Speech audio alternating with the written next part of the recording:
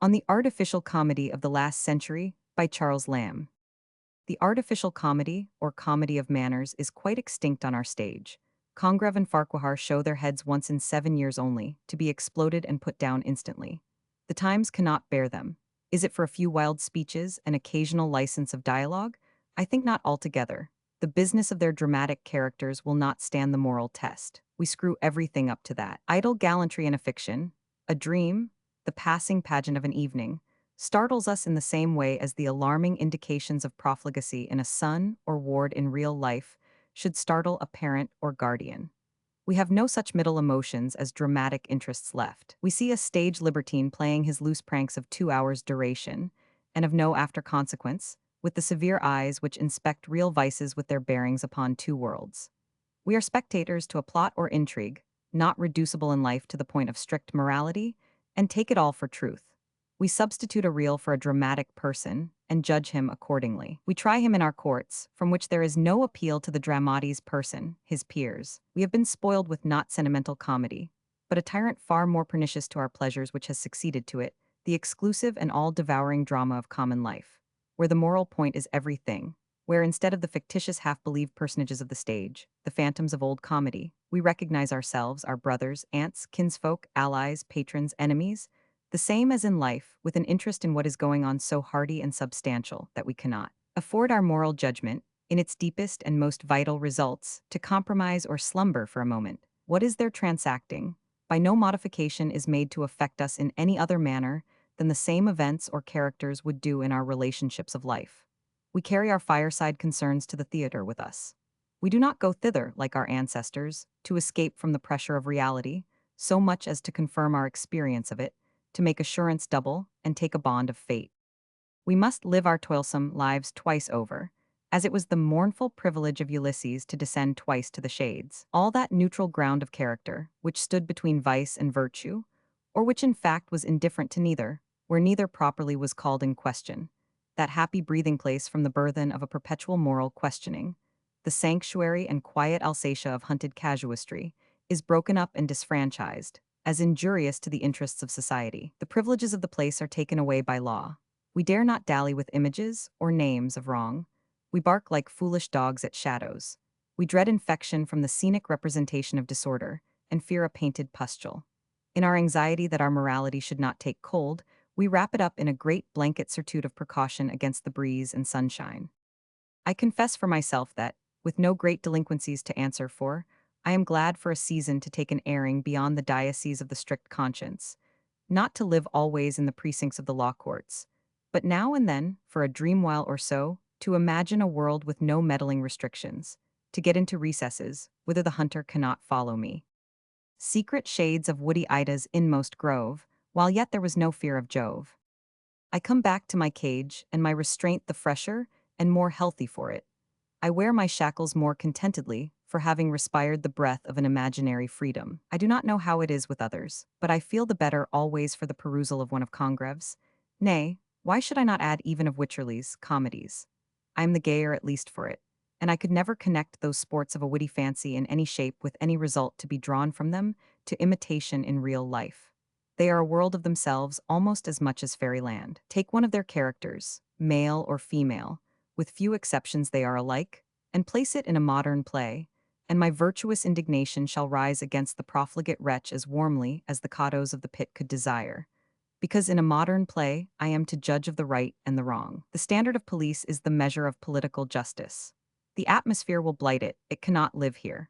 It has got into a moral world where it has no business, from which it must needs fall headlong, as dizzy and incapable of making a stand as a Swedenborgian bad spirit that has wandered unawares into the sphere of one of his good men or angels.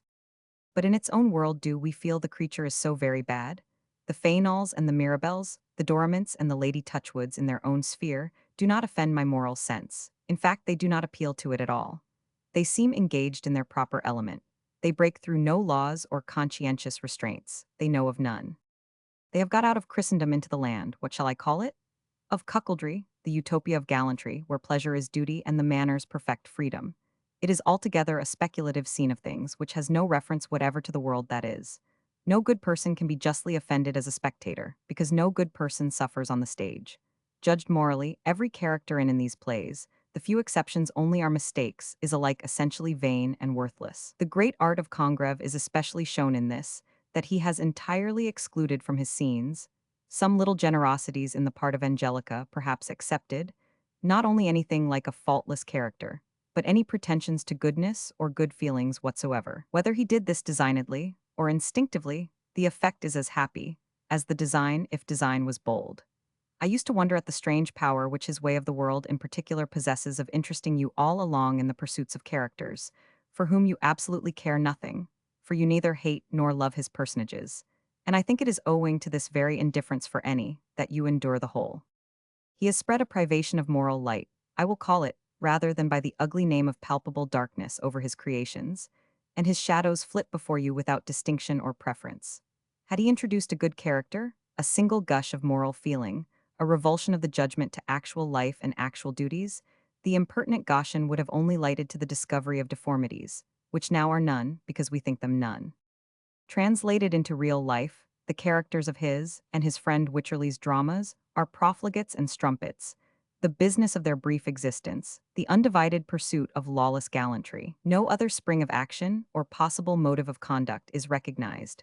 Principles which, universally acted upon, must reduce this frame of things to chaos. But we do them wrong in so translating them. No such effects are produced in their world. When we are among them, we are amongst a chaotic people. We are not to judge them by our usages. No reverend institutions are insulted by their proceedings, for they have none among them.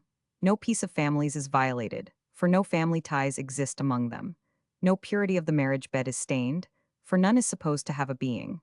No deep affections are disquieted, no holy wedlock bands are snapped asunder, for affection's depth and wedded faith are not of the growth of that soil. There is neither right nor wrong, gratitude or its opposite, claim or duty, paternity or sonship.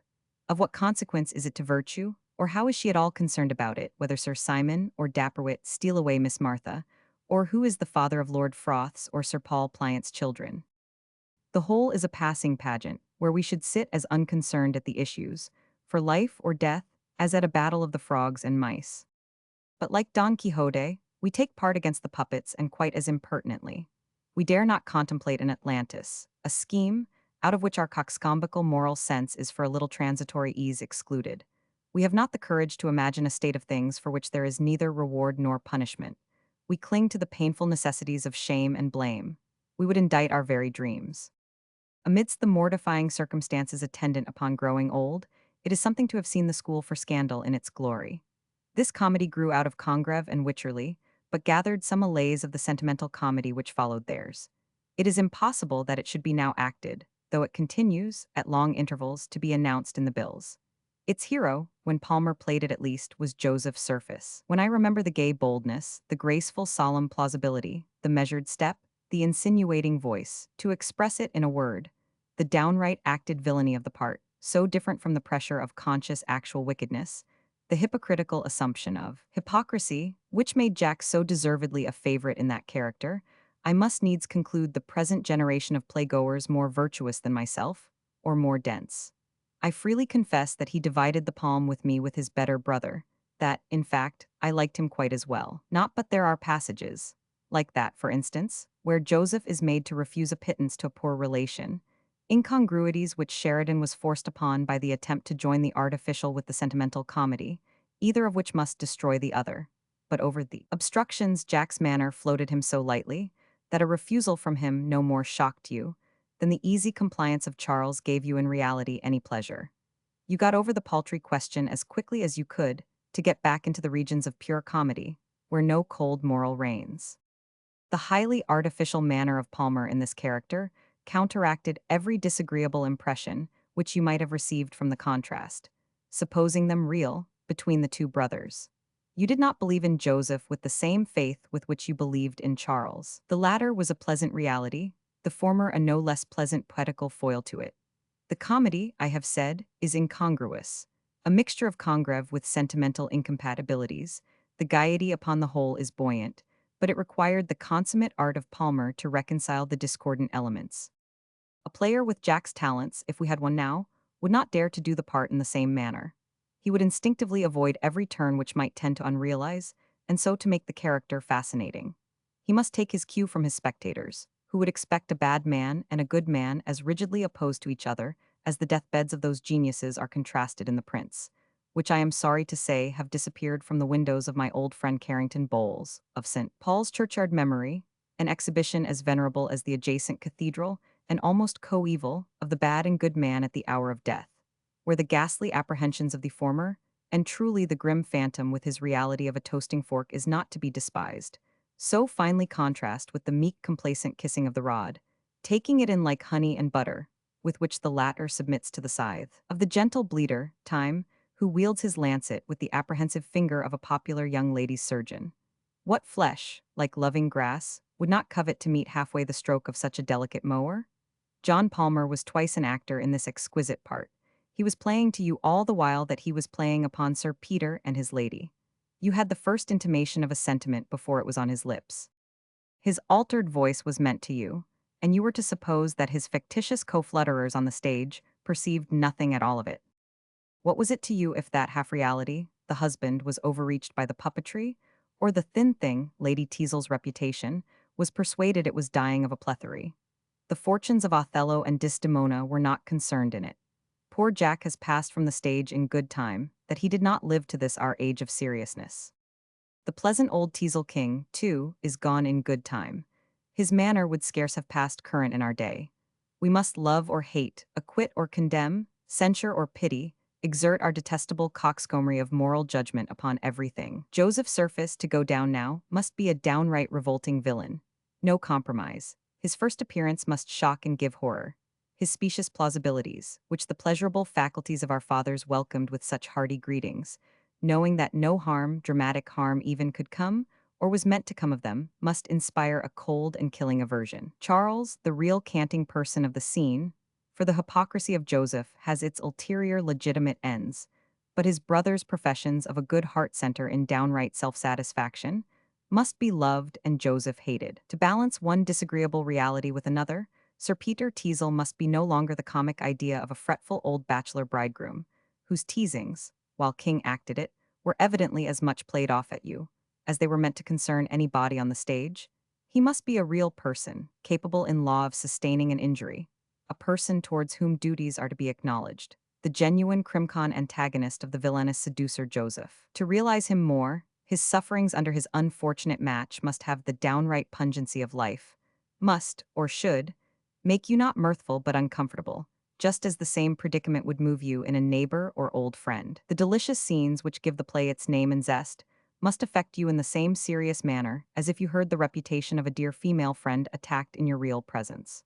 Crabtree and Sir Benjamin, those poor snakes that live but in the sunshine of your mirth, must be ripened by this hotbed process of realization into asps or amphisbaenas, and Mrs. Candor, oh, frightful, become a hooded serpent. Oh, who that remembers Parsons and Dodd, the wasp and butterfly of the school for scandal in those two characters, and charming natural Miss Pope, the perfect gentlewoman as distinguished from the fine lady of comedy, in this latter part, would forego the true scenic delight, the escape from life, the oblivion of consequences, the holiday barring out of the pedant reflection, those saturnalia of 2 or 3 brief hours, well won from the world, to sit instead at one of our modern plays, to have his coward conscience, that forsooth must not be left for a moment, stimulated with perpetual appeals, dulled rather and blunted as a faculty without repose must be, and his moral vanity pampered with images of notional justice, notional beneficence, lives saved without the spectator's risk, and fortunes given away that cost the author nothing.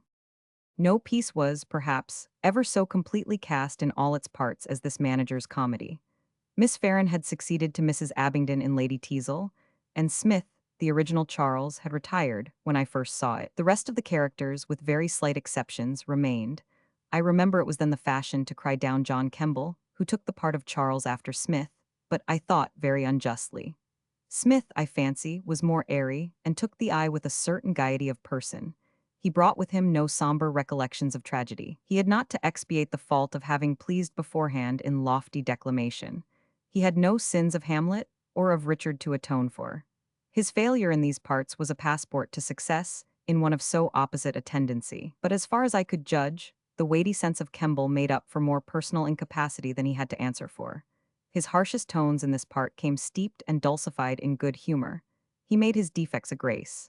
His exact declamatory manner, as he managed it, only served to convey the points of his dialogue with more precision. It seemed to head the shafts to carry them deeper. Not one of his sparkling sentences was lost. I remember minutely how he delivered each in succession, and cannot by any effort imagine how any of them could be altered for the better.